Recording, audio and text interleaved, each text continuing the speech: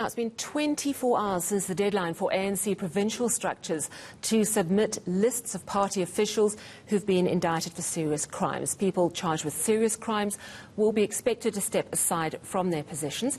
Let's discuss this now with former Deputy Minister Enoch Godongwana. He is a member of the party's NEC and also chairperson of the ANC's Subcommittee on Economic Transformation. Mr. Godongwana, thank you so much for your time. I just want to clarify something. Enoch Godongwana said yesterday in a quote that we ran, I hear people saying only those charged, and we have referred them to the resolution of NASREC. There are 9 points actually under that resolution. He gives a few examples: those charged, those alleged, those reported to have been, and considering all the things in terms of the law, the Constitution, the ANC Constitution. We were broad. Could you clarify, what are you wanting, what are you expecting on those lists?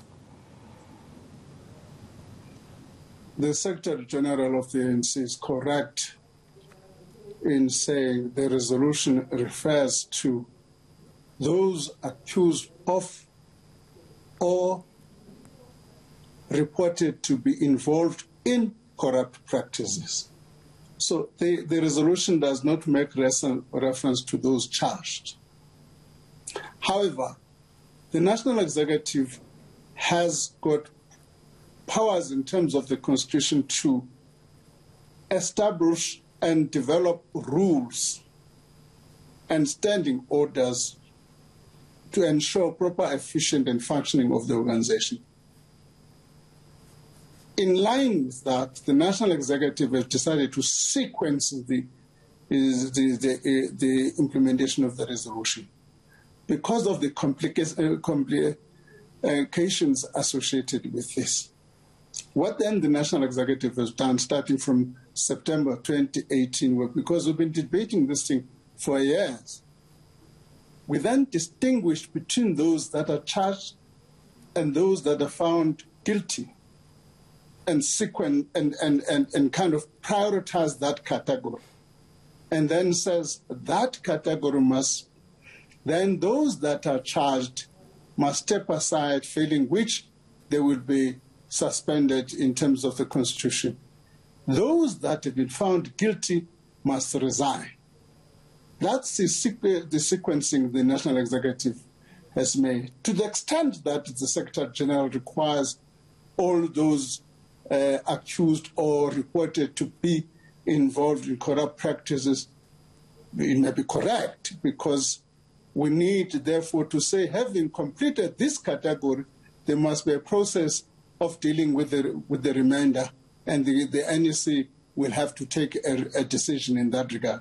And therefore, the officials will have to process and make recommendations to the National Executive in respect of the rest.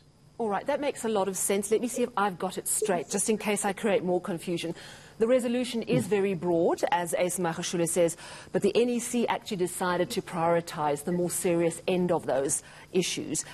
Those found guilty, they must resign. Those who have been criminally charged, indicted, they have 30 days to step aside. And I would imagine then you will go down the list and deal with accusations and all the other issues, all the other clouds that may be hanging over people. Because obviously an accusation can just be completely without substance, but by the time someone is charged, there should be a prima facie case, on the surface, something to answer to. Okay, that is very, very clear. So what are the lists? Have you got, first of all, have you got all the lists from the provincial structures, from all the provinces? No, unfortunately, I'm not privileged to be in the office of the Secretary General. I don't have the list. Okay. What I do have is the resolution and policies of the ANC, and I can articulate those.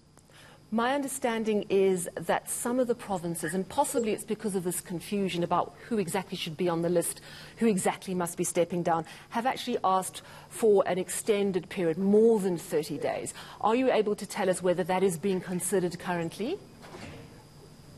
I suspect it's precisely because there's no clarity in the letter insofar as it is drawing a distinction between these categories.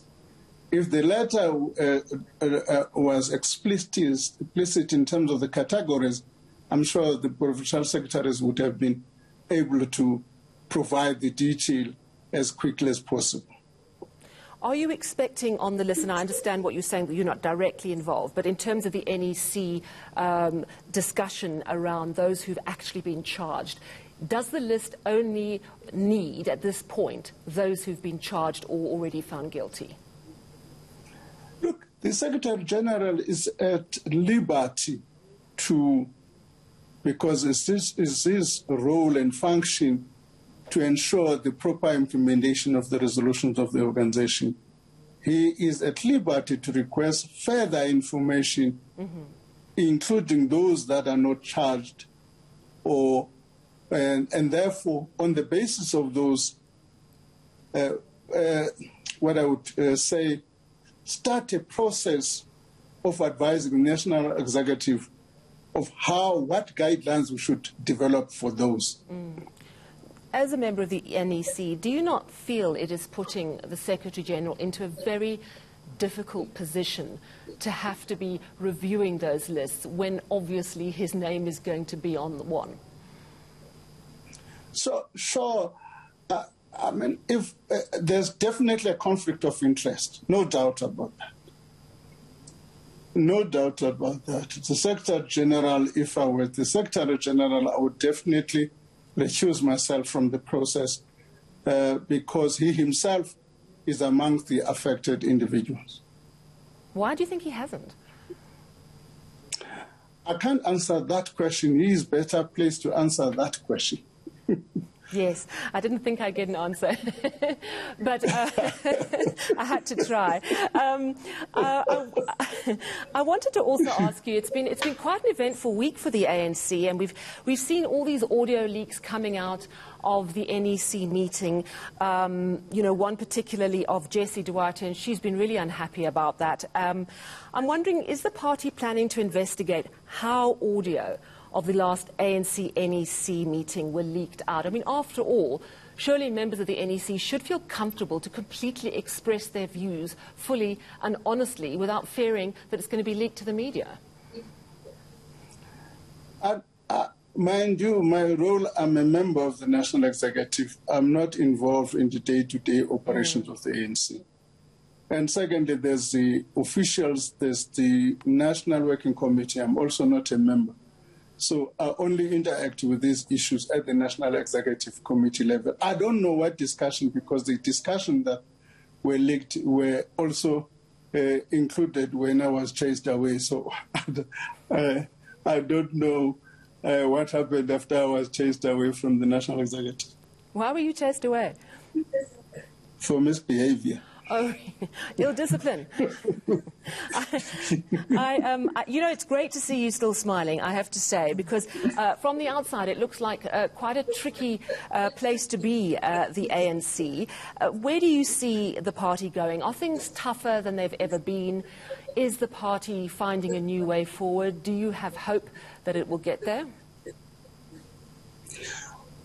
Look, those who have been in the ANC before me tell us that the ANC has gone through ups and downs for a number of years. It always survives and comes back.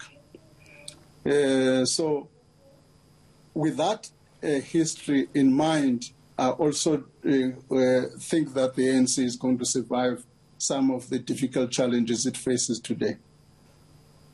Thank you so much. I really do appreciate your time this evening. Enoch Godongwana, Chairperson of the ANC Subcommittee on Economic Transformation, also a member of the NEC and a former Deputy Minister.